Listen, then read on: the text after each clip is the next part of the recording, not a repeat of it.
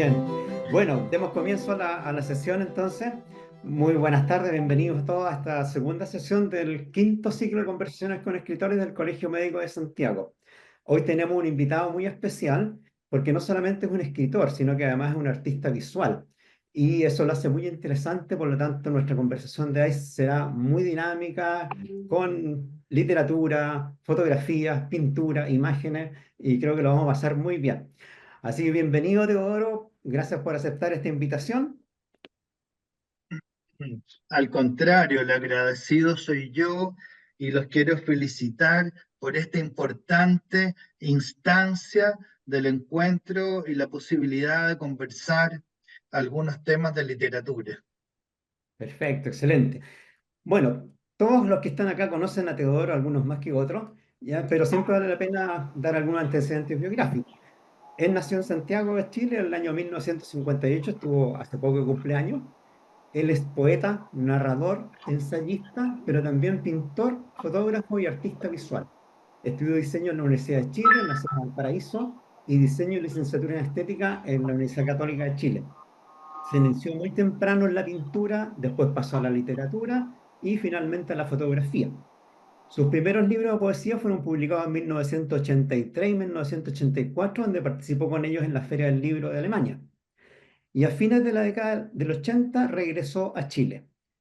Como artista visual ha montado cerca de 100 exposiciones itinerantes, entre las que destacan, por nombrar algunas, América Neruda, Carnaval de Venecia, Amazonas, Isla de Pascua. Ha hecho exposiciones simultáneas también de obras poéticas, pictóricas y fotografía antropologista en Iberoamérica, en Europa, Medio Oriente y también en muchas ciudades de Chile. Es un viajero y expedicionario constante, viajero empedernido. En 1985, con una subvención del gobierno español, hizo una expedición al Amazonas, de la cual vamos a hablar más adelante porque por una parte terminó trágicamente, pero dio origen también a uno de sus libros más espectaculares.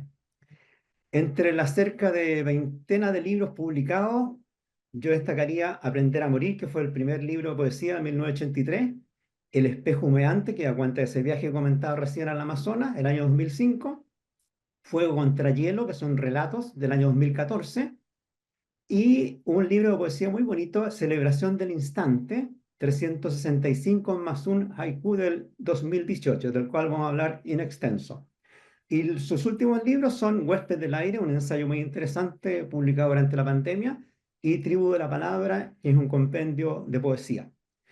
Pero no solamente ha escrito, también hay un álbum musical que es una antología poética musicalizada con 14 canciones generadas en poemas de Teodoro, que se llama Árbol de las Palabras. Entre los premios que ha recibido está el premio Mihai Eminescu de Rumania por su prosa, el premio Poetas de Otros Mundos, otorgado por el Fondo Poético Internacional de España en 2014, el premio Rubén Darío, otorgado por el Instituto Literario y Cultural Hispánico de California en 2018. Ahí Teodoro está mostrando el álbum musical Árbol de las Palabras. Y otro premio que recibió muy importante es el premio MEC en la advocación del caballero andante, otorgado por el Círculo Imágenes y Palabras de Buenos Aires. Pero además de todas estas cosas que él ha hecho, también es creador y presidente de la Fundación Iberoamericana de Artes, Letras y Ciencia. Un currículum muy extenso y al mismo tiempo muy variado. Bueno, Teodoro, tu cercanía a la literatura y a las artes en general se forjó en tu infancia y en tus estudios escolares. Cuéntanos un poco de eso, por favor. Bueno, buenas tardes. Es un inmenso honor y placer compartir con ustedes este momento y contarles que sí, este inicio fue, por decirlo menos, enigmático, porque nací una noche de tormenta, de mucha lluvia y frío, cerca de la orilla del río Maipo, entre lo que hoy es Puente Alto y Pirque, en la antigua casona familiar. Y ese día, el 25 de julio, que también tiene su enigma, que ya voy a explicar, y entonces estábamos en esta casona, eh, protagonizada por un gran piano al centro, bajo una lámpara de cristal y bronce, y rodeado de muchos libros, cuadros, obras de arte y fantasmas. Yo creo que lo que más había eran los fantasmas, que se escuchaban sus pasos y las puertas y las ventanas que se abrían o cerraban a cualquier hora. Y bueno, mi madre era concertista en piano, entonces nací también escuchando el piano de Claude Debussy, de Robert Schumann, eh, en fin, de Eric Satie, de grandes maestros, y de alguna manera esa música puede haber impactado en mi interior desde antes de llegar a este mundo. Entonces escribí una ars poética en la antología que se lió en España por Vitruvio, y aquí está presente mi amigo Antonio Daganzo, que está trasnochando, porque en Madrid es más de la 1 de la mañana, así que te agradezco. Él preparó esta antología de más de 30 años de la poesía solamente publicada. Y en la Ars Poética voy a leer las primeras 3 líneas. Dice, antes de ser parido ya era poesía. Escuché sonetos de piano que se fundían en el compás de espera del rojo timbal inquieto y presuroso del corazón de mi madre, joven concertista que de súbito atravesó al otro lado del espejo, sin retorno. Iluminada y premonitoria, me dejó sus canciones.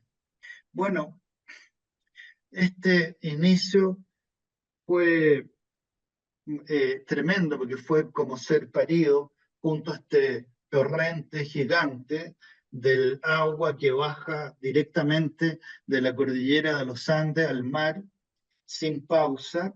Y también tengo algunos recuerdos de esa primera época. Yo creo que el recuerdo más antiguo es con el dedo índice de la mano derecha, meterlo en el barro, en el fango y tirar una semilla y cerrar ese espacio. Y bueno, según mis padres, que era imposible porque tendría que haber tenido menos de 2 años, porque después se cambiaron a Ñuñoa buscando colegios para la familia y todo eso. Y lo otro que me influyó mucho, porque tú también me preguntabas por la escuela, fue la escuela. Estuve en un pequeño colegio fundado, gestionado, impartido por los españoles que llegaron del exilio de la guerra civil, llegaron en septiembre del año 39, algunos en Alformosa y otros en el legendario Winnipeg, con Pablo Neruda y Delia del Carril. Entre estos españoles estaba nada menos que Antonio Romera, que es sin duda uno de los dos más grandes críticos de literatura y de arte del siglo pasado en Chile, junto a Lone. Pero además Romera hizo el gran libro de la pintura chilena. Llegó a saber más de la pintura chilena que los chilenos, y eso a mí me impresionaba mucho. Y luego en literatura tuve a Vicente Mengó, que seguramente muchos de ustedes llegaron a conocer, murió en los años 90, él era valenciano. La mayoría de estos profesores, intelectuales españoles del colegio venían de la zona de Valencia, Tarragona, Barcelona. Y bueno, Vicente Mengó también publicó en los años 60 un libro muy importante de consulta permanente, que es la historia de la literatura en Chile. Yo creo que estas situaciones me impactaron mucho, y por eso en uno de mis libros dedico un relato a Mengot, porque, bueno, aunque ellos se fueron muriendo, yo he seguido siempre un diálogo, sin importar si están vivos o muertos. Pero además de esa, obviamente, influencia muy significativa en tu época de la infancia en el colegio, después hubo un episodio muy determinante al comienzo de tu vida universitaria, que yo diría que te llevó directo a la poesía a la mano de un insigne maestro. Cuéntanos ese episodio, por favor. Mira, bueno, desde niño me impresionaba mucho lo que era armar, desarmar, construir. Entonces, todas las cosas que reventaban o se destruían llegaban a mi taller, y yo ya había montado un taller donde desarmaba bicicleta o lavadora o cualquier cosa. Y también, bueno, había leído, por supuesto, a Stevenson, a Charles Dickens, a Quiroga, pero también me había impresionado mucho Leonardo da Vinci, cuando él robaba los cadáveres y los cortaba para dibujarlos por dentro, ¿se acuerdan? Y es perseguido por la Santa Inquisición, se va a Milán y termina en Francia, por eso la Gioconda está en Francia y no en Italia. Entonces, impulsado por esta cosa inventiva, yo entré primero a ingeniería y estaba ahí sumergido entre la hipotenusa y las derivadas y las integrales y las trigonometrías. Y un día, bueno, no estaban los sistemas de ahora de comunicación y me llegó una nota, una notificación formal como audiencia con el profesor de química. Eh, Yo la verdad es que estaba fascinado con la química y me había propuesto aprenderme de memoria el peso atómico de los más de 100 elementos químicos. Entonces me fascinaba el tantalio, el arsénico, el berilio, el wolframio. Y salía a la calle a hablar de esas cosas con la gente y era difícil entenderse. Mira, me llama este profesor de química a su despacho y como todos saben, el primer año de ingeniería es un coladero, digamos, ¿no? Cortan cabeza a medio mundo y yo dije, bueno, esto se termina acá y me dijo, mire señor, el saca, me dijo, y acá tengo exámenes suyos y he observado que entre las fórmulas químicas y las derivadas integrales usted escribe unas cosas que yo no sé bien si son versos o son ideas filosóficas, me dijo. Pero quiero decirle que aquí en el Departamento de Estudios Humanísticos de la Universidad de Chile se va a dar un taller de literatura y tal vez le pueda interesar. Bueno, y yo pregunté quién da este taller de literatura y él me dijo, el profesor de física, me dijo. Era Nicanor Parra. Entonces, entonces, con 17 años entré a este taller de literatura y me encuentro, por ejemplo, con Carlos Pessoa Vélez, que el mismo Pablo Neruda lo designa como el más importante eh, poeta de Chile, ¿no es cierto? Que saben, como ustedes saben, Pessoa Vélez nunca llega a publicar un libro en vida.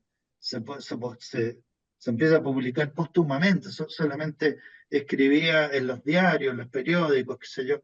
Sabemos de él sobre todo por Augusto Dalmar, que era un muchacho joven que lo iba a esperar a la estación del tren en Barón, en Valparaíso. Y luego entonces, por supuesto, apareció Walt Whitman, Vicente Huidobro, William Carlos Williams y el sacerdote eh, Thomas Merton, que es un personaje que me marcó muchísimo leerlo, fue compañero en el monasterio nada menos que de Ernesto Cardenal, que es un escritor que yo he querido mucho, en el monasterio de Kentucky, del año 59 al 65. Y esto me lo contó Cardenal, además. Bueno, y esto de alguna manera fue cambiando mi percepción y mi vida. Y lo más impresionante pasaba fuera de las clases, en realidad, porque al culminar esta clase con Nicanor Parra, salíamos caminando por las calles Bucher, Blanco, Vergara, Ejército, y terminábamos en unos boliches de dudosa reputación por la Avenida República, que hasta hoy siempre ha sido tan bohemia, animada, cultural, y en estos boliches, bueno, se tomaba café, vino, cazuela, y esta clase podía durar 2 o 3 horas más. Y ahí también él nos habló de los enemigos, porque entre los amigos estaba Huidobro, y entre los enemigos estaba el volcánico de la bilis negra, que era Pablo de Roca, que el poeta de Licantén, que yo quiero muchísimo, pero de Roca disparó muy fuerte contra Parra. Entonces decía que Parra no era más que un trepador a máquina, una sanguijuela chupa sangre, y finalmente hace así con una mano, Roca dice que no es más que un pingajo en la punta del zapato de César Vallejo. Y bueno, en esta actitud irónica y blasfema de Parra, Parra finalmente incrusta estas ideas, estas impresiones de Roca en la contraportada de uno de sus libros que tengo por aquí, que se publicó en México en 2011. Yo fui a ese lanzamiento cuando Chile era invitado de honor en Guadalajara. Bueno, eso me hizo cambiarme de carrera, de universidad, de todo. Ahí te pasaste de la ingeniería al diseño y estética. ¿Qué influencia Así tuvo es. en tu estudio este paso desde la literatura en que estabas, en esa conexión con ingeniería, y después dedicarte un poco a la pintura, a la fotografía, a la arte visual en general, junto con la literatura? Sí, mira, me influyó mucho y me dio una disciplina enorme de vida, de arte vida, de estudio, pasar por diseño y por el Instituto de Estética de la Católica, que pertenece a la Facultad de Filosofía. Bueno, ahí me encontré con Milan Ivelic en artes visuales, con Gaspar Galás también en la visualidad, con Radoslav Ivelich en literatura, con Gastón Sublet en filosofía oriental, con quien he tenido diálogos por más de 45 años, él partió hace poco. Bueno, todo su encuentro con Violeta Parra, de la radio chilena, ¿se acuerdan? Después con Neruda en el puerto de Le Havre, cuando Gastón eh, era el agregado cultural de Chile, en la embajada en París, donde después Neruda es el embajador. Tuve maestro en fotografía extraordinario, un alemán que me decía, mira, fotografía en Alemania son 6 años, porque ellos estudiaban óptica, la química de los aluros de plata, y luego venían la composición y la estética. En cine tuve a David Beramey, eh, bueno, al cura Rafael Sánchez, que fue el maestro de Miguel Litín, de Silvio Cayosi, de todos los grandes, ¿no? Y todo esto me dio una dirección para tratar de encontrar el sentido de estar aquí. Ahora, volvamos un poco a la poesía. Los poetas generalmente van pasando por distintas corrientes, ya de acuerdo a sus experiencias personales, al contacto con otros poetas, al aprendizaje con el tiempo. ¿A qué corriente poética consideras que está adscrita tu poesía? ¿O por qué corrientes ha pasado a lo largo de los años?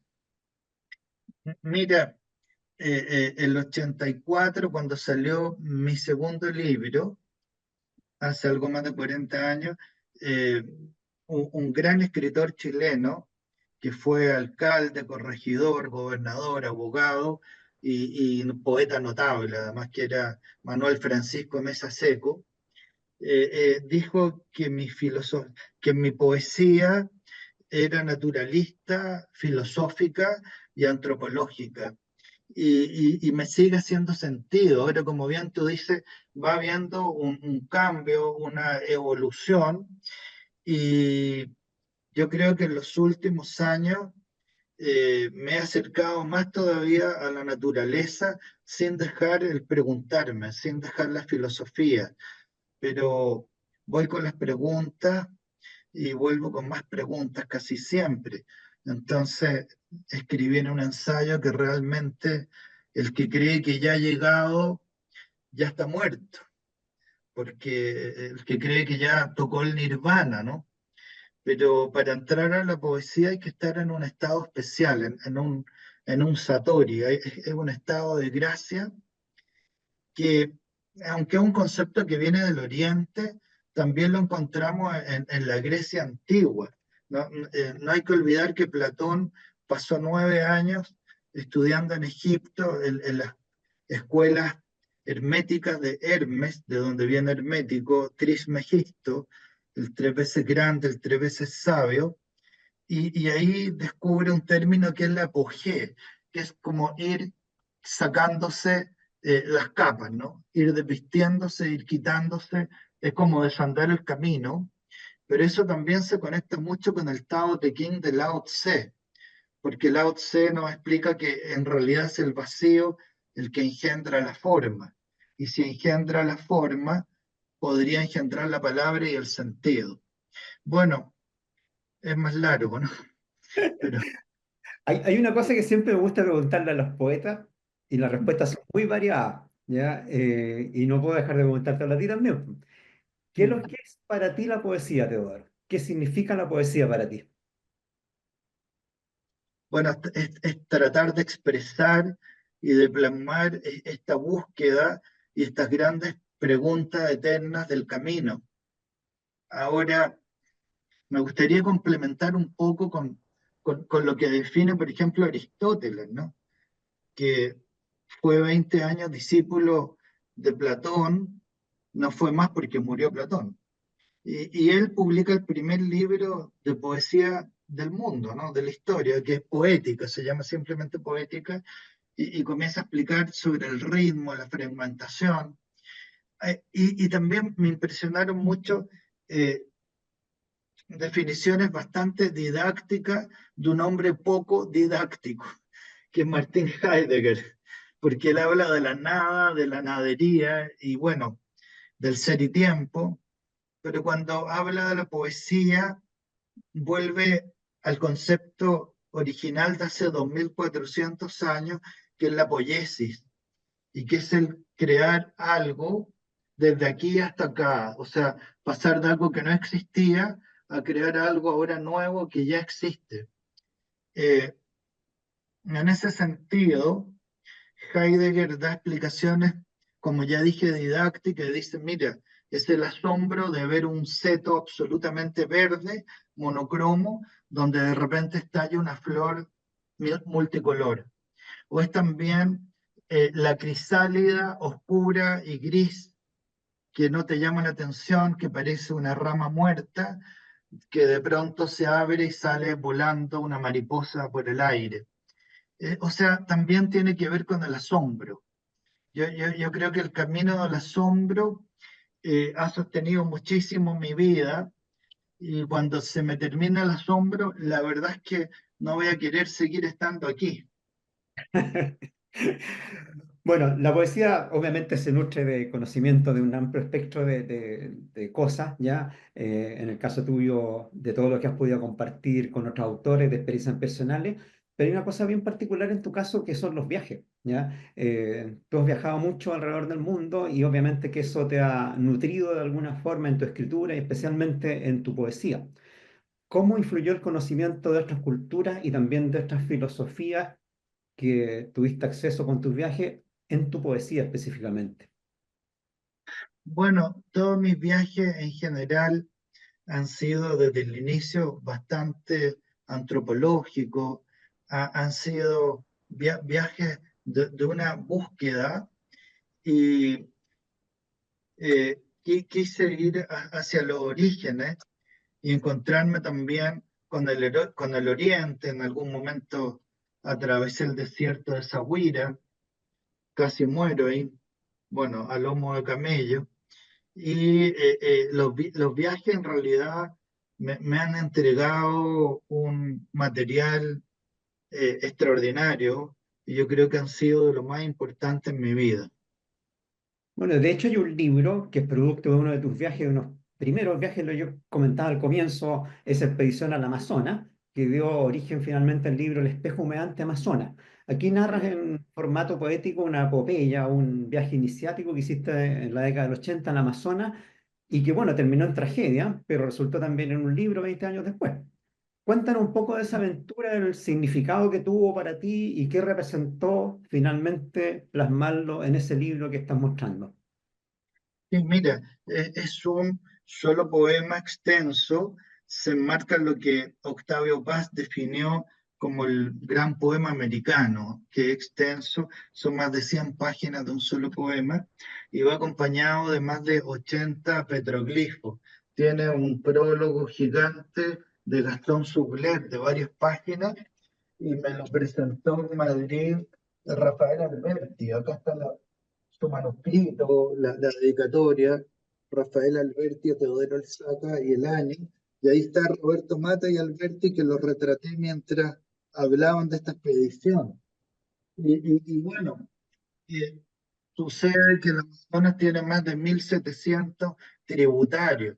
Entonces navegamos por el río Marañón, por el río Ucayali, por el Napo, por el río Negro, hasta llegar al Pongo de Mainique, que ya pasa hacia Iquitos y luego el Solimões.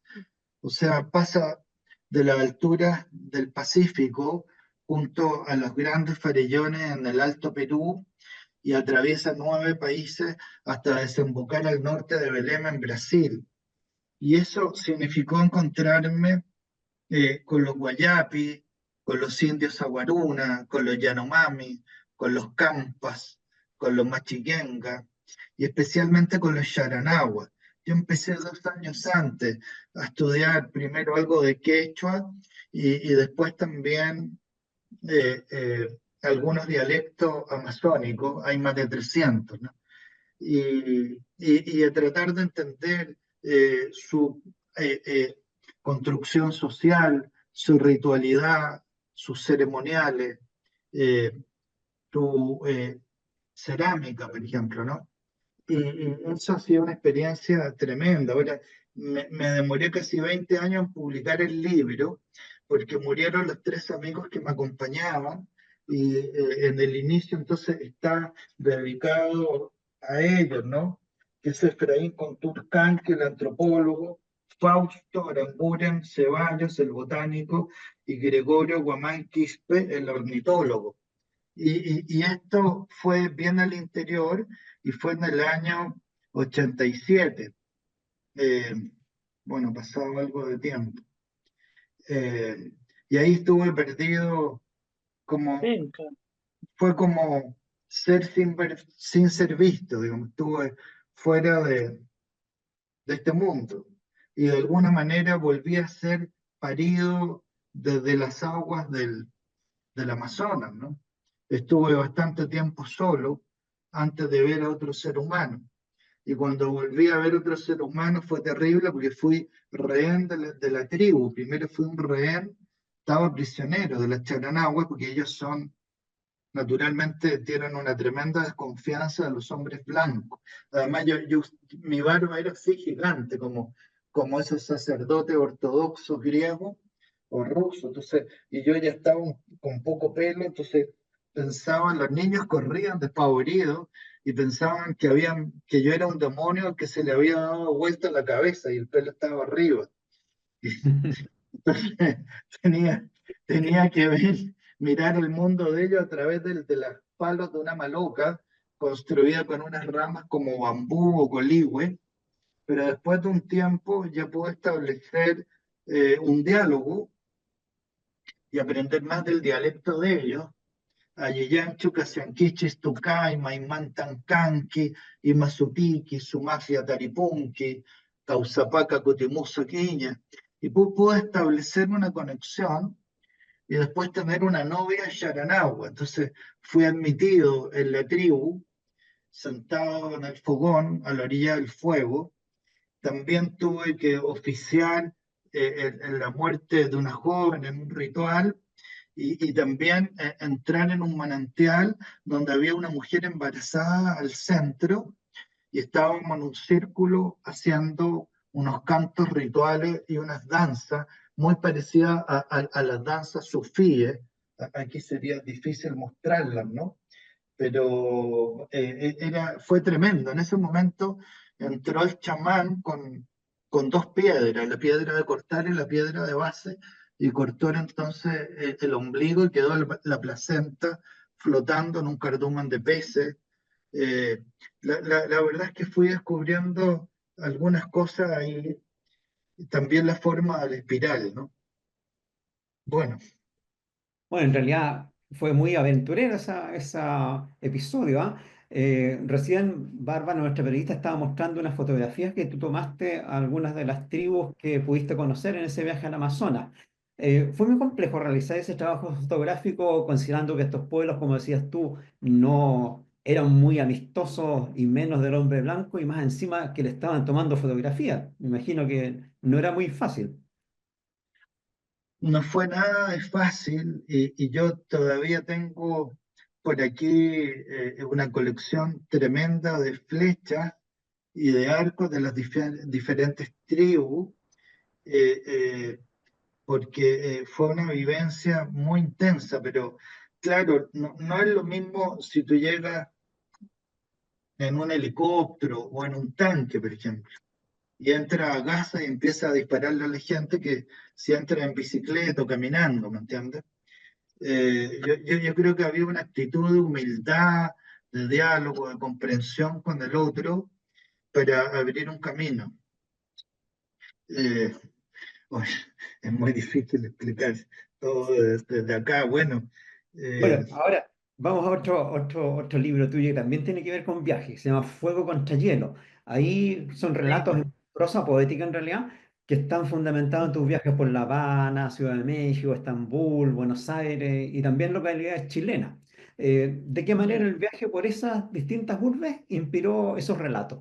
¿Y qué quisiste mostrar con ellos? sí, mira, ya voy en 40 eh, relatos, narraciones o cuentos, si tú quieres, en una línea de una extensión cortasiana de 2 o 3 páginas, 5 o 6.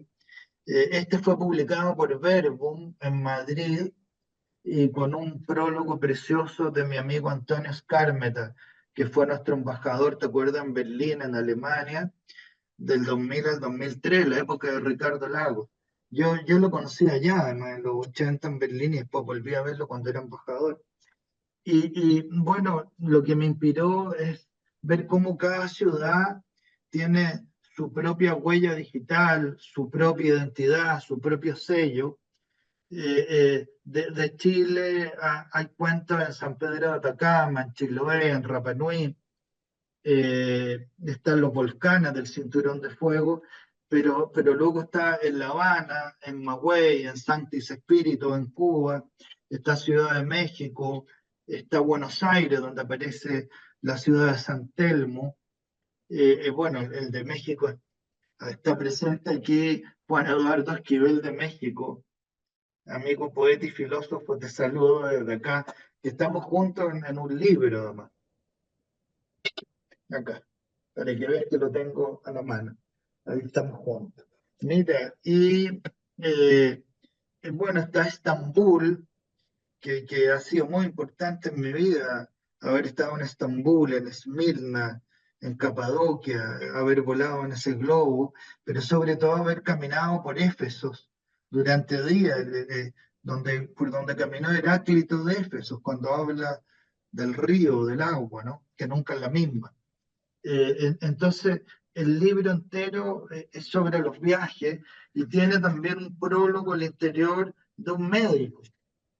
Es un médico que vive en Ginebra, en Suiza, un médico español, Alberto Infante, escritor y médico, y él declara que son cuentos de poeta, que son cuentos escritos por un poeta porque una prosa muy poética. Entonces, de ahí sale que acá, no creo que se alcance a leer, pero por este libro recibí, En Rumania. sí, en Rumania el premio Mijaíl Eminescu por la prosa, ¿no?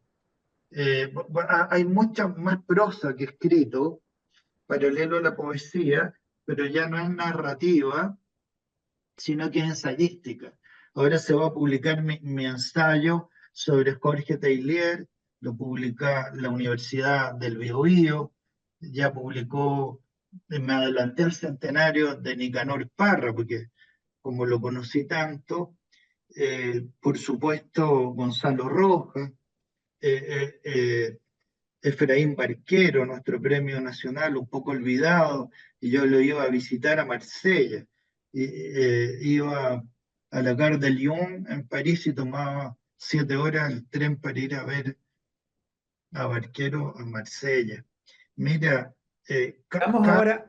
cada narración está imbricada con una geografía, con unas costumbres, ¿no? Bueno, ahí estábamos con Gonzalo Rojas en Portugal y aquí elevando las copas, ¿no? A las musas que nos han inspirado. Vamos ahora a ver algo de tu obra fotográfica, ¿ya? Creo que tus viajes despertaron al artista visual en el área fotográfica y una de tus obras emblemáticas es la exposición Carnaval de Venecia. inaugurada el año 1985, con una muestra que tú denominaste poemas fotográficos, son en realidad poemas fotográficos. Una de las gracias de esa colección es que fue desarrollada antes del advenimiento de la fotografía digital, es decir, son varias decenas de fotografías analógicas que dan cuenta del carnaval. ¿Por qué escogiste específicamente el Carnaval de Venecia para hacer esa primera gran exposición fotográfica? Mira, había pasado antes por Venecia el 79, en una época que no era de carnaval, y quedé profundamente impresionado por toda la historia que está también acompañando al carnaval. Esa imagen que tú estás viendo me hace recordar muchísimo a William Shakespeare, cuando él sitúa dos de sus grandes obras en Venecia, porque se impresionan con estas 118 islas, y de ahí sale entonces El Mercader de Venecia, pero también Otelo, Venecia. Muchos médicos se quedaron en Venecia inspirados, muchos músicos como Antonio Vivaldi, muchos poetas, y bueno, muere Ezra Pound en una de estas islas también, ¿no? Eh, Mira, el carnaval tiene más de 1000 años de historia y comienza con una riña entre dos bandos muy poderosos que son los de Aquilea y los de Grado. Trato de sintetizar. Y eran tan poderosos que se enfrentaban con cierta frecuencia los hijos de estas grandes familias y desenvainaban su espada y se mataban. Entonces tuvo que intervenir el duque, el dux, el, dio una sentencia a cada familia. Los de grado eran más agrícolas y la sentencia entonces ya era llevar sus productos agrícolas hasta esta gran plaza de San Marcos, que es como el salón de baile de Venecia, ¿no? Y los de Aquilea eran más de los animales, entonces llevaron animales, ¿no? Bueyes, ovejas, y cuando se encontraron con todo este material, dijeron, bueno, hay que hacer algo con esto, hagamos una fiesta, pero si se veían sus caras, seguramente volvían a sacar las espadas y volvían a matarse. Entonces alguien ideó fabricar máscaras. Ya había una influencia fuerte de Bizancio, que se puede ver en las cúpulas, ¿no? Del Palacio Ducal, con el pan de oro, y entonces ya estaba la idea del Oriente y de la máscara, y por eso ves drapeado, este personaje tiene rombos de espejos que siguen por su máscara, ¿no? Están los guantes, hay una pulcritud, hay una solemnidad impresionante. Y yo vivía además todo de muy por dentro, porque habité al interior de las casas de los gondolieri. Entonces vi a su esposo y sus hijas cómo abrían antiguos arcones y baúles y sacaban los, los trajes de varias generaciones para atrás y los acicalaban para el nuevo carnaval. Bueno, y partió así el carnaval con esta idea de ocultismo. Es tan poderoso este ocultismo que entonces pudo bailar la princesa con el mendigo y viceversa, y democratizar entonces esta fiesta. Y por eso es que durante muchos años estuvo prohibido el carnaval, en nada menos que el momento en que Napoleón Bonaparte ocupa Venecia y se da cuenta del ocultismo, ¿no? Entonces él teme eh, una, una intriga palaciega, porque veía cruzar personajes con traje y máscara y tú no sabes quién va abajo, ¿no? Entonces hubo muchos años de prohibición del carnaval. Bueno, estuve en muchos otros carnavales, ¿no? Pero este es el que me interesó mostrar por toda esta historia, por toda esta relación con Vivaldi, con Shakespeare, con Napoleón, con muchos otros personajes. Por supuesto, he escrito decenas de páginas de toda esta historia, de todo lo que tú me preguntas, en realidad estoy Muy tratando interesante de... esa inspiración con el Carnaval de Venecia. Después de esto, hay otro trabajo fotográfico muy interesante que hiciste basado en un viaje a Marruecos durante el año 86. que es en realidad una colección de fotografía antropológica y que ahí nos va a empezar a mostrar Bárbara esta fotografía. Ahí trataste de capturar la esencia de su gente, de los pueblos, los oficios, las tradiciones de esa zona. Obviamente que esa realidad ha cambiado porque este trabajo fue hace 40 años atrás. ¿Qué queda Sí, aún de lo que tú pudiste captar en esa época? sí, yo creo que la mayoría de estas personas están muertas o son muy ancianas. Y entonces viajé a Tánger, Fez, Marrakech, Casablanca, Rabat. Llegué hasta el sur de Agadir, a las puertas de la depresión norte del Sáhara, y decidí eh, cruzar hacia el desierto de Zaguira, que es tremendo, es como ir al desierto del Gobi. Bueno, ahí estuve muerto 3 días, no podía, ahí está el hombre con el halcón, ¿no? Y es muy importante la cetrería en el mundo árabe.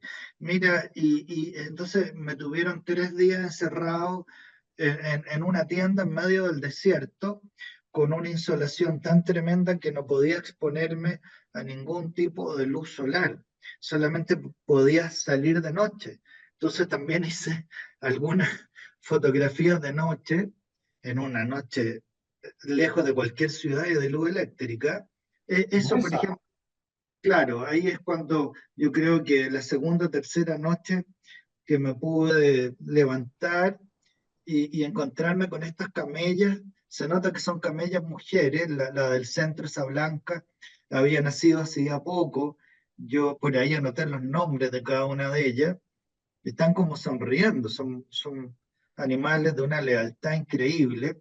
Y entonces yo bebí de los pozos secretos del oasis del Sáhara, que solamente conocían estos leales dromedarios y algunos jefes de las caravanas de los tuareg y también de los bereberes, junto a los que yo iba en esta travesía tremenda, ¿no? Cada imagen lleva un poema, prácticamente casi todas mis fotografías, de las del Carnaval de Venecia también, hay un poema asociado a cada fotografía. Estos son los hombres que llevan el agua. Sin agua en el desierto, imagínate. Si el No hay agua es la vida. vida. Sí, la madre con su hijo. Esta mujer que lleva la carga, ¿no? Mira, no he podido saludar a tanta gente querida. Estoy viendo a Anabel de España, a Antonio Daganzo, que están trasnochando, ya son como las 2 de la mañana, eh, eh, mis amigos de Buenos Aires, de México, eh, de Guayaquil, de Quito, un abrazo muy grande. Mira, ahí está Consuelo Núñez también, de Arequipa, del Perú natal, de Mario Vargas Llosa, del Perú de César Vallejo, ¿no? Que aparta de mí este cáliz. Vamos con otro trabajo fotográfico antropológico que hiciste después que Bárbara termine. ¿Qué es esto? En Isla de Pascua, estuviste en Rapa Nui ya haciendo un trabajo para mostrar las tradiciones ancestrales. ¿Cuál fue el objetivo de este trabajo que es artístico y antropológico al mismo tiempo? Mira, siempre buscando un sentido en Micronesia, en Melanesia, en Polinesia, en Tailandia, en la India, en la China, en los últimos años en Japón, y ahora recién vengo llegando de Egipto. Estuve más de 5 semanas invitado de honor por el gobierno de Egipto, entrando por Luxor, por Tebas, por Asuán, por Abu Simbel, por Alejandría, participando de la Feria del Libro en el Cairo, dando una conferencia en el Instituto Cervantes del Cairo también. En fin, está todo en las redes, pero siempre buscando este sentido de estar aquí. Lo que estamos viendo es la doble caverna, ¿te fijas? El hombre a tu izquierda está oteando el horizonte cuando ya explotó la ola, y los de la derecha, el que está más a la derecha está en una posición que nosotros no podemos sentarnos, casi como Lucy de Etiopía, como los Australopithecus africanos, los safarenses de la tierra de la Far, de la Tierra Negra. Y está, porque están conectados, ahí está abajo el Ajú, un bastón de mando, y el otro hombre de pie, y todo esto lo iluminé con una antorcha. Llevo una familia con una antorcha en la cabeza. Yo iba invitado por el gobierno de Chile porque eran los 100 años desde que Chile había anexado Rapa Nui al continente, ¿no? Antes no era de nadie, pero es increíble porque realmente Rapa Nui está muy cerca de Tahití, que es Francia, y además fue descubierta por Jacob Roggeveen, un holandés. ¿Te acuerdas que fue el 5 de abril de 1722? Entonces él estaba en la cubierta y toma el catalejo y está en base a las directrices de un corsario y pirata de un siglo antes, que era Davis, pero que anotó mal las directrices. Entonces no podía encontrar y después de mucho tiempo descubre en la lejanía y le pregunta, eh, Jacob Roggeveen le pregunta a su capitán, que era Behrens, que era un gran científico además, y afortunadamente dibujante, porque él dibujó toda la escena con las estatuas, etcétera.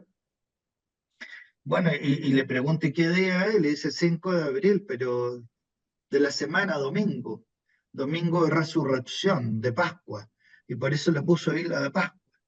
Pero en realidad la isla tiene otros 15 nombres que son mucho más apropiados, ¿no?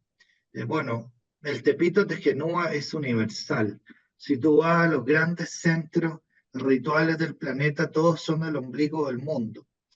Pero hay uno único de la isla que es el Mata Quiterañe, que significa los ojos que miran al cielo.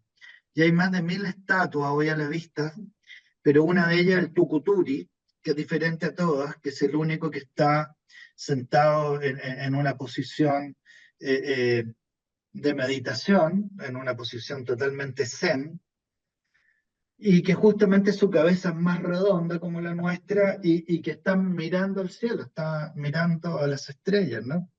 De ahí viene este nombre.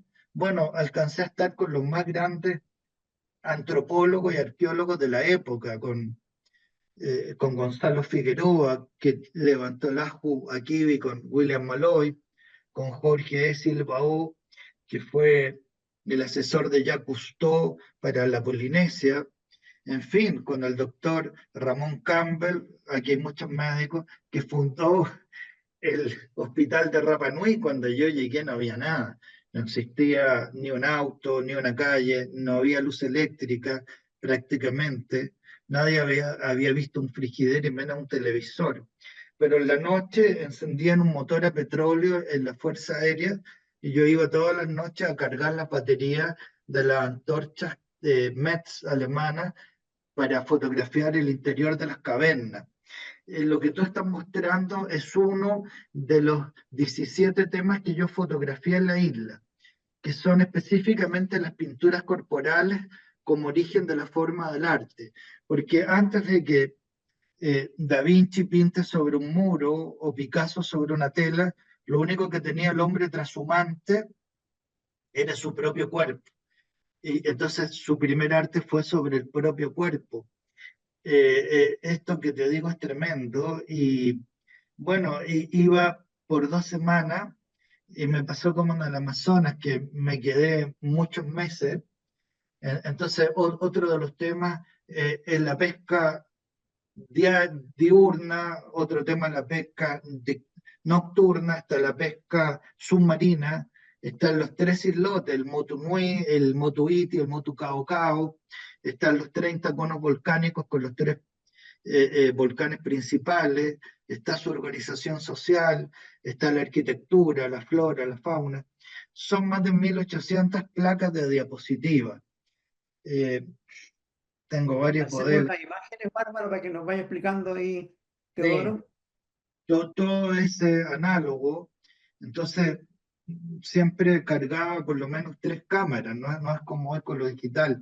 Una cámara era para blanco y negro, otra para negativo color y otra para diapositivo. Todo lo que hemos estado viendo es solamente diapositivo color, que es la mayor acutancia, que es la mayor nitidez, ¿no? Y trabajaba con lentes fijos, pulidos a mano, que había que mandar a hacer en Alemania, y cargaba unos trípodes Manfrotto que pesan muchísimo.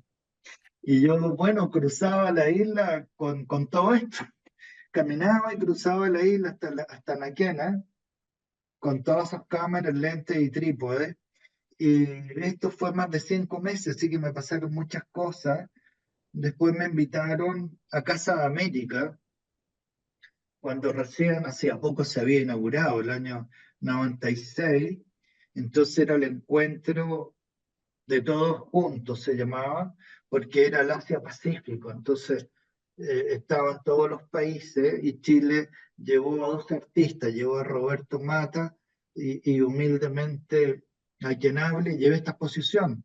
Y el hombre que está ahora en la pantalla, que murió recién, era mi amigo Muta Hey. Cuando yo lo conocí, él tenía un castellano muy esencial, digamos. Le hizo un gran homenaje a su muerte con un video que está en las redes y en YouTube ha tenido mucha llegada, hasta con música y con poesía para él, porque le quise muchísimo. Y un tío de él me acompañó al viaje a España para inaugurar esta exposición. Fue tremendo, ¿no? Estaba el actual rey, que era el príncipe Felipe, era muy joven en esa época, en una conferencia que di larga. Pero yo creo que la más grande que di sobre Rapa Nui es cuando me invitó Manfred Magnif a la Universidad Austral en Valdivia, y esa duró como 6 horas con 2 coffee breaks para que nadie muriera en el intento. Y los arqueólogos y antropólogos que habían estado en la isla me decían, yo fui a la isla y nunca vi nada de esto. Bueno, yo tuve que transformarme en un isleño, en un Llorana Rapa Nui, y, y vivir, son más de 900 cavernas dentro de la isla. Hay mapas de ella y yo tengo un mapa antiguo donde están las 17 tribus con sus delimitaciones, lo que produjo la antropofagia hacia 1630, o sea, casi un siglo antes de que llegara Royeven. Y bueno, esto se produjo porque comenzó a haber una escasez muy grande, ¿no? Cuando fueron extinguiendo los toromiros y ya casi no había agricultura. Bueno, eso no Bueno, me puedo. recién mencionabas tú que uno de los primeros soportes de pintura era el Mm, cuerpo humano. Y tú también fuiste uno de los primeros que hizo acá pinturas corporales o más conocidos como cuerpos pintados. ¿Qué es lo que se mm. busca al fotografiar cuerpos vestidos solo con pintura? ¿Cuál es la idea? Ahí nos Mira, vamos a hablar para alguno de tus sí, trabajos. sí, después entré a las danzas contemporáneas y trabajé con jóvenes que hacían, mujeres jóvenes que hacían danza y con algunos también arqueólogos que las pintaron, con pintores muy conocidos como Sergio Lai, como José Basso. Y fui también armando estas exposiciones que anduvieron dando vueltas, porque lo que hice fue trasladar, ahí está José Vaz, fue trasladar mi experiencia y conocimiento tribal a la piel de los cuerpos, desnudos, y luego entonces había movimiento, digamos, hubo exposiciones con presentaciones en vivo, reales. Muy, muy bonitas las fotografías, y muy originales. Mira, ahí ven los petroglifos, en la espalda de ella, una figura Exacto, humana, en el brazo donde va el hueso húmero está la ballena, por ejemplo, cerca del cuello están las líneas del agua, ¿te fijas? Bueno, claro. de cada una hay mucha historia. Avancemos en la fotografía, Bárbara. Está aquí presente Sofía Barca también, de la,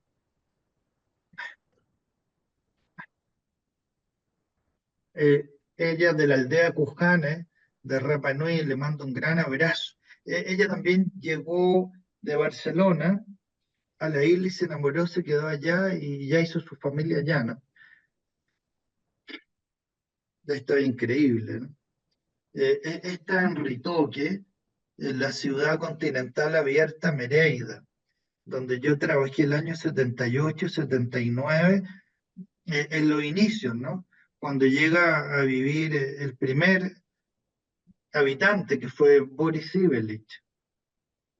Eh, yo trabajaba con Godofredo Yomi. Bueno, ahí está abriendo la cascada, ¿te fijas? Claro. Eso es muy Bueno, bonito. ¿Qué significa esa pintura? Esa, sí, significa la transmutación. Es un multidisparo que yo hice, o sea, disparé muchas veces sobre un mismo diapositivo y como era totalmente análogo, son aluros de plata, no podía saber exactamente qué pasaba hasta 2 o 3 semanas después del proceso químico. Y es también la portada del libro Tribu de la Palabra. exacto. Es la misma Volvamos entonces imagen. ahora a la No sé. literatura, Teodoro, ¿ya? El año 2018 publicaste un libro muy hermoso de haikus que se llama Celebración del Instante, 365 más un haiku. Ahí hay una mezcla entre la voz ritual de América, el caligrama, el estilo de Apollinaire, el haiku. Explícanos cómo generas ese hibridaje que es aparentemente tan complejo en tu libro y que tú lo haces tan fácil y tan bonito desde el punto de vista gráfico también. Muchas gracias. Mira, quise crear un puente cultural y poético entre las antípodas geográficas y volcánicas, entre Chile y Japón. Y esto partió hace muchos años. Yo estaba viviendo en Alemania el año 83 y estaba en la Frankfurter Buchmesse, donde trabajé varios años en la Feria Internacional del Libro, y donde Chile va a ser invitado de honor luego. Y me invitó el presidente, que era poeta también, Peter Baijas, a un encuentro de los hispanistas con Jorge Luis Borges. Y yo era bien joven y no parecía Borges, pero de repente por una escala comenzó a aparecer la sombra de Borges y se firmaba una baranda hasta que llegó al círculo donde lo acomodaron y se podía hacer preguntas y yo era muy joven, era un poco osado, entonces ya, ya había leído bastante a Borges y entonces le pregunté por la figura simbólica del tigre que aparece en varios de sus escritos, por Novalis, que va tejiendo su propio destino, por el Aleph, que es la primera letra del alfabeto árabe, y finalmente le digo, maestro, ¿cómo usted llega a esta sabiduría y cómo llega a leer tanto? Y él estaba absolutamente ciego y miró hacia el cielo como si buscara una respuesta y su mano se movía sus dedos sobre el mango del bastón tallado y de repente me preguntó el nombre y dijo, Teodoro, yo no he leído tanto. Lo que sucede es que lo poco que he leído, lo he leído bien. Y marcó una sentencia tan grande en mi vida que no me atreví a publicar por respeto ningún libro hasta casi una década después. Y a continuación comenzó a hablar del haiku. Y yo no entendía por qué era tan importante el haiku en, en Argentina, en México, en España y hoy en toda Europa. Yo recién estuve en París y está lleno de casas del té y la gente compra láminas de Ishiguro, eh, eh, de Hokusai y ve las películas de Akira Kurosawa. Es una cosa tremenda con Japón y aquí no se publicaba, digamos, entre los autores que conocemos un libro. Y entonces empecé a escribir los haiku, pero jamás en la vida hubiera soñado con publicar un libro de haiku, porque era un desafío y el haiku te lleva realmente a despojarte y a esta humildad. Entonces trataba de llegar a esta fórmula del 5-7-5 que todos conocen, sílaba, y contar lo que está sucediendo aquí y ahora, o sea, pintar esa realidad en 3 versos breves. Y después, bueno, lo seguí escribiendo en cualquier papel, en papeles del interior de cajetillas de cigarrillo, en boletas, etc. Y iban quedando en los bolsillos de las chaquetas, de los abrigos, en los cajones de los escritorios. Y un día tuve que viajar cerca de la Antártica, iba a Tierra del Fuego, a la tierra de los Selknam, donde escribí también, y empecé a sacar esta ropa más invernal, y empezaron a caer todos estos papelitos, y mi pareja de ese tiempo, que nos llevábamos tanto tiempo, era una nueva novia, y me preguntó, oye, ¿qué son todos estos papelitos por el suelo? Yo le dije distraídamente, son mis poemas haiku. ¿Y dónde están? Bueno, ahí en esos papelitos, pero se están perdiendo, me dijo. Y tú nunca los digitaste, no, me dijo. Bueno, digitémoslo. Y resulta que estuvimos más de 2 años digitando los haiku. Son más o menos 1200, porque estaban en toda mi agenda desde la universidad hasta ahora, y son más de 45 años de agenda, como 50 en realidad, y en todas mis bitácoras de viaje. Entonces seleccionamos 700 y se los mandé a Pío Serrano. Ya se está riendo. Los amigos de España ya veo cómo se ríen. Y a Pío Serrano casi le vino un síncope. Los libros de haiku son de 80, 90 poemas, ¿no? Y era imposible leer más de 700. Entonces me dijo, no, no, no se puede. Entonces empecé a ordenarlo como en 28 capítulos, en 22. Y finalmente, para ir corto, llegué a 12, que eran los 12 meses del año también que me ordenaba. Y por ser 12, llegué a escoger 365. Y a última hora me di cuenta que los años son distintos, entonces tuve que poner más uno por el año bisiesto. Así que son 365 más un haiku. Y fui discípulo de la maestra Junko Kuroda Sensei. Ella es sobreviviente de la bomba de Hiroshima, y su madre era una niña de 17 años que pujaba cuando la bomba venía en el aire, ¿no? Yo luego tengo que viajar a Japón y vamos a volver con ella a Chile. Mira, junto con las caligrafías japonesas, que sería la visualidad japonesa, entonces quise mostrar la visualidad nuestra, que sería el caligrama al estilo de Guillaume Apollinaire. Entonces hice este Uroboros, que la infinitud, que la retroalimentación, que se muerde el dragón serpiente que se muerde en la cola a sí mismo. Y está lleno de símbolos y no hay ninguna línea. Todos mis caligramas están construidos solamente por palabras, ¿no? Eh, bueno, no, no quise hablar mucho de los haiku en sí, pero decir que para explicar también hay muchas pinturas Sumie del 1420, 1480, antes que existiera la palabra América, antes que América se llamara América, y están con los autores y sus años, ¿no? Eh, Realmente para entender algo hay que comenzar como mínimo leyendo a Matsuo Bashou, que tiene una eh, filosofía budista. Él vivió en los santuarios shintoístas escribiendo haiku, y de ahí es que escribe sendas de oku, porque él dice, para conocer Japón tengo que conocer su geografía y su gente, y la única manera era caminando. Entonces estuvo como 2 años caminando. Cuando pasó frente al monte Fuji, todos sus discípulos dijeron, va a escribir algo grandioso sobre esta montaña sagrada. Y él dijo que entró la niebla y ha desaparecido el monte Fuji. Es fantástico.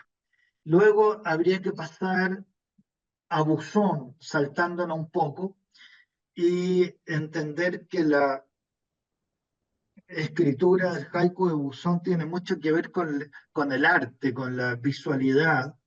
Luego tal vez habría que pasar a Isa, que tiene un haiku más filosófico, y finalmente llegar hasta Masaoka Shiki, que murió en 1902 y que yo te diría que trajo el haiku hacia la modernidad. El haiku realmente no nació en Japón, todos lo relacionamos con Japón, pero es un poema breve cuyas raíces más antiguas, más remotas, vienen de la antigua China. No se sabe exactamente en qué momento pasó de China a Japón, pero lo importante es que este monje, Matsuo Bashō, con una O larga, 1644 y muere en 1994. Tú lo ves como un anciano en todas las imágenes, pero murió bastante joven para la época nuestra. Por supuesto, él, bueno, él era hijo de un samurái, nada menos, y su nombre nunca fue ese, el nombre real, como Neruda o Mistral nunca fue su nombre real tampoco, ¿no? Él quiso vivir como una anacoreta y cruzó el río frente al pueblo donde había un platanero y construyó un ruco junto al platanero para seguir escribiendo los haiku y de ahí viene Matsuo Basho tiene relación con el platanero. Mira, de todas estas cosas yo he escrito ensayos y he dado clases y conferencias. Estoy tratando de verdad de apretar mucho esto. Me encantaría poder leer algunos haikus, pero yo pienso que, que se va a alargar mucho, ¿no? Sí. Viene Sí, nos vamos a alargar mucho en realidad, pero hay un libro que no podemos dejar de lado, que es tu última publicación del año 2023, publicado exactamente 40 años después de tu primer libro de poesía. Este se llama Tribu de la Palabra. Es muy interesante porque es muy diferente a los anteriores. De hecho, hay un homenaje poético a muchos autores y también personajes artísticos famosos. algo de Cuéntame, drama. ¿de qué trata este libro? ¿Qué es tan especial? Comienza con los manuscritos, con los caligramas, termina con caligramas también. Ahí hice un caligrama en torno al jaguar naciente y un ave. Es un saludo fraterno a los otros. En este libro yo desaparecí absolutamente y no existo, y el libro entero es una ofrenda, es un obsequio, es un reconocimiento al otro. Entonces es mi homenaje a, a todos los grandes autores que yo siento que de alguna manera han marcado el camino. Entonces hay un poema dedicado a Hesíodo, de hace 2800 años, cuando escribe, ¿te acuerdas? La Teogonía, la época de Homero. Está, bueno, hasta André Breton, hasta Rubén Darío, eh, también hay un poema a Francisco de Goya y Luciantes, que me impresionó mucho su partida en Bordeaux, cuando estaba en el exilio, ¿te acuerdas?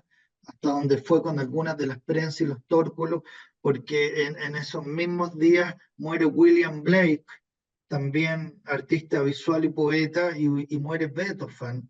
Y todo eso está con las pinturas negras de Goya, eh, eh, eh, con los caprichos de Goya, eh, eh, con la Quinta del Sordo, ¿te acuerdas que había que cruzar el Manzanares para llegar en Madrid? Bueno, yo creo que hay más de 400 autores a los cuales yo les hago un homenaje, poema aquí adentro. Por supuesto está Gabriela Mistral, Pablo Neruda, Nicanor Parra, Jorge Telier, eh, eh, en fin, Gonzalo Rojas, que influyó mucho en mi vida, eh, y también Shakespeare y Cervantes, ¿no?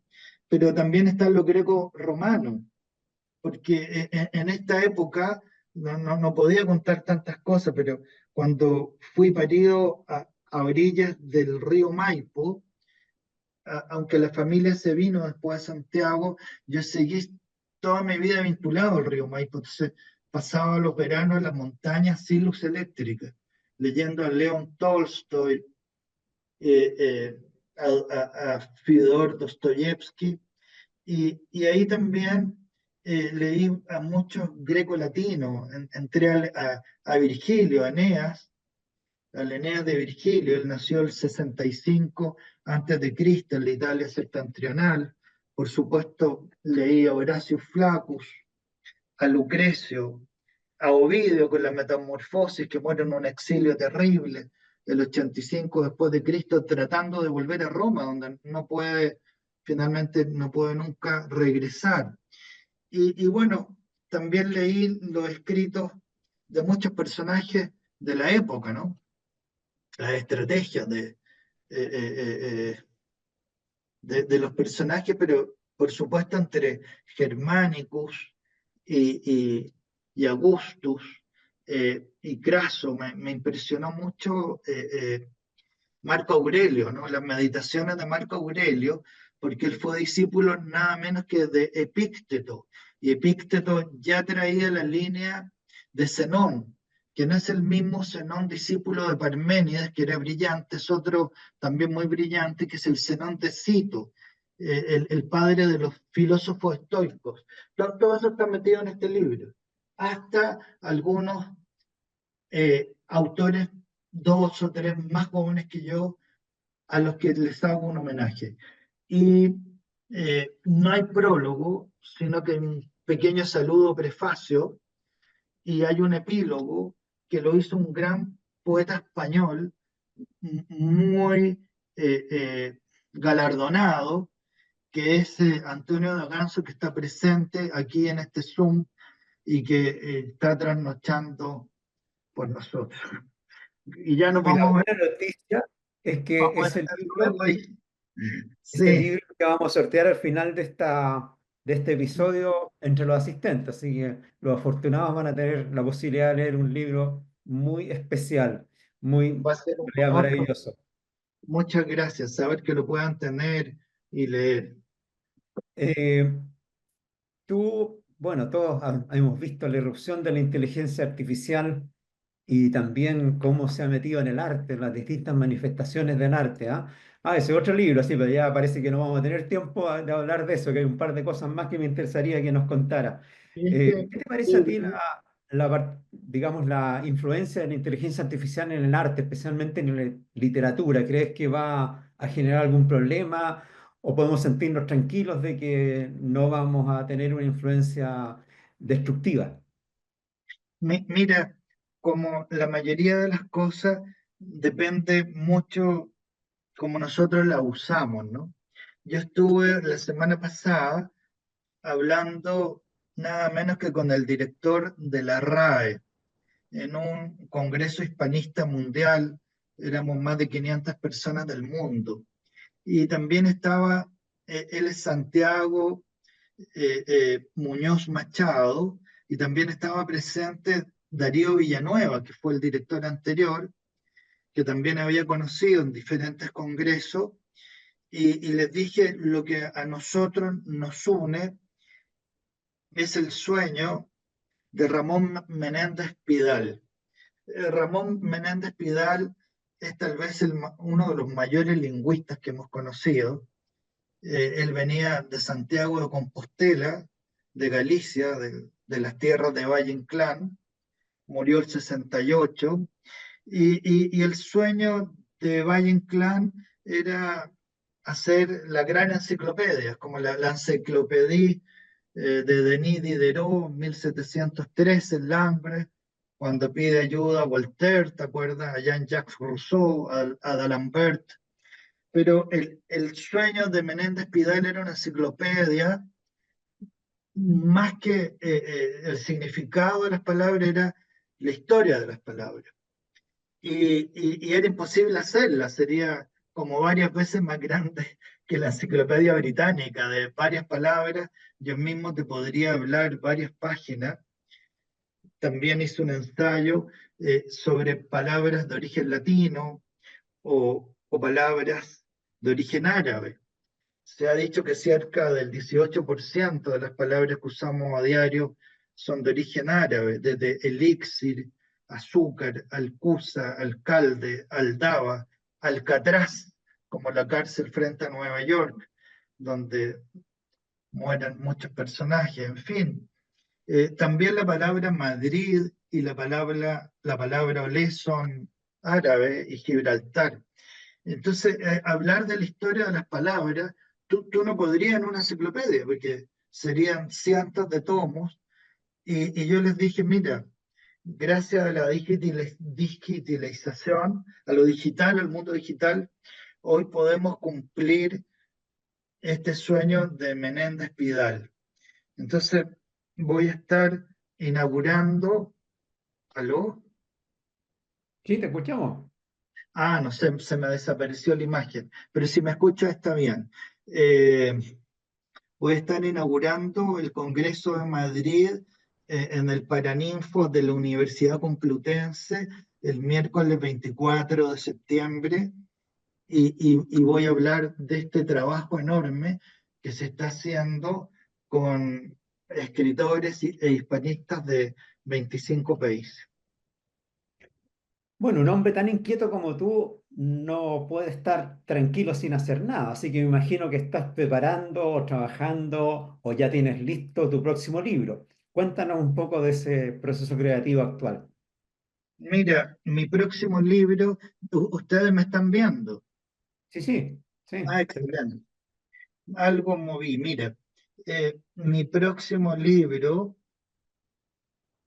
tiene que ver con lo más importante que existe en la Tierra. Si tú la miras desde el espacio es azul, pero es azul por el agua es lo que le otorga el color azul. Entonces decidí escribir un libro de más de 300 páginas de poemas sobre el agua. Y entonces pensé que no iba a ir bien con la fotografía, que entonces tiene un dispositivo mecánico, ni con el óleo, así que he estado este último tiempo pintando acuarelas. Aquí tengo algunas de ellas. Y el libro va a llevar entonces estas pinturas del agua. Y el agua está en todas sus expresiones, por supuesto. O sea, está el granizo, está la lluvia, está el tsunami que venía ahora de Rusia hacia Chile, están las cascadas, la niebla, la lágrima, el vino que es el agua, la sangre que es el agua, los manantiales, las nubes, en fin. Y sin dejar este condimento también filosófico, o sea, está el agua también como una conexión mitocondrial con el origen, con el centro mismo de la célula y la mitocondria, que es el motor generador de la energía, la que se decide cuáles células van a morir. Entonces me interesó mucho y llevo un tiempo con este libro que ya está en imprenta ya. Yo lo entregué y después vinieron traducciones. Este libro del agua está en español, está en inglés, traducido por personas de la Universidad de California, y está en francés, traducido por Elodie Jardoum, de la Sorbonne de París, que trabajó con el más grande traductor que tuvo Neruda, ¿no? Y eso. ¿Y tienes alguna de esas pinturas para ahí a la mano para mostrarnos? Mira, son gigantescas, entonces traje unas pequeñitas que, porque las grandes eran difíciles de manipular. Yo normalmente pinto tamaño pliego, tú me tienes que decir si se ven. Sí. Levanta un poquito más, levántalo un poquito más. ¿Ya? Ahí, perfecto, perfecto. ¿Ve algo? Sí, perfecto ahí. Mira, acá están los personajes que nos precedieron, porque en este periodo cámbrico realmente estaban los gasterópodos, los cefalópodos, los amonites, ¿te acuerdas? Los nautilus. Ahí está la forma de la gota del agua, pero en forma de caligrama. Aquí estaría el nautilus, aquí están los barcos sumergidos, aquí están los movimientos del agua. Bueno, aquí están estas dos pequeñas señoritas. No sé si se ven. Sí, bajar un poquito más abajo. Ahí, perfecto, perfecto. Bueno, aquí está el trabajo de los peces, los huevos y las manchas, eh, los hipocampos, las profundidades. Imagino que todas esas pinturas están ilustrando tu libro. Todas, claro, están todas ya incorporadas, acompañando más de 300 páginas de poesía inédita y se va a presentar en este Paraninfo en la Universidad Complutense de Madrid en septiembre y luego en octubre en las terceras jornadas de poesía que organizan un querido poeta Andrés Morales y Juan Calero, que está en las Islas Canarias en este momento, y nos están acompañando aquí en el Zoom. Excelente. Bueno, Teodoro, ha sido espectacular esta sesión. Primera vez que he tenido no solamente literatura, sino que también pintura, fotografía. Ya ha sido una sesión muy especial y muy variada de un artista polifacético. Quiero felicitarte por tu trayectoria y agradecerte que hayas estado aquí con nosotros. Realmente ha sido muy grato para mí y creo que para todos los asistentes haber podido conversar contigo. Así que felicitaciones. Creo que deberíamos darle un aplauso a Teodoro por su presentación. Muchísimas gracias. Mira, bueno, quedaron algunos libros como este que lo escribí para los médicos, porque digo que son la primera línea en la época de la pandemia y donde establezco entonces un vínculo con la peste negra del año 1348 en Europa, ¿te acuerdas? Con Sí, Boccaccio, que hace el de Camerón, con el premio Nobel Albert Camus, que habla de la peste en Argelia, en el año 49, la peste de Orán. Y voy entonces enlazándolo con Wolfgang von Goethe cuando hace este trato con Mefistófeles y este demonio le dice: el que posee una gota de tu sangre ya te posee por completo. Es un libro donde yo le hago un homenaje, es una prosa poética, se lee como una novela testimonial, ensayística, donde hago este homenaje también a muchos amigos que partieron, ¿no? Eso es. Entonces yo quise hacerte una donación de libros ujú. de 5 títulos diferentes que tú no tienes. Voy a donar este para que tú los puedas obsequiar. eh, Fuego contra hielo, el del Amazonas, eh, el, se ve ¿Y el de sí? Rapanui y también el del Sky. Perfecto, excelente. Reiterar el agradecimiento a Teodoro por su presencia, a todos los asistentes. Ha sido una conversación muy interesante. Nos quedan dos sesiones todavía del ciclo de este año. El jueves de la próxima semana con la poeta chilena Rosabeth Muñoz y 2 semanas después con el divulgador científico Gabriel León. Así que tenemos hartas conversaciones por delante. Y además quiero aprovechar de invitarlos a los que están acá en Santiago.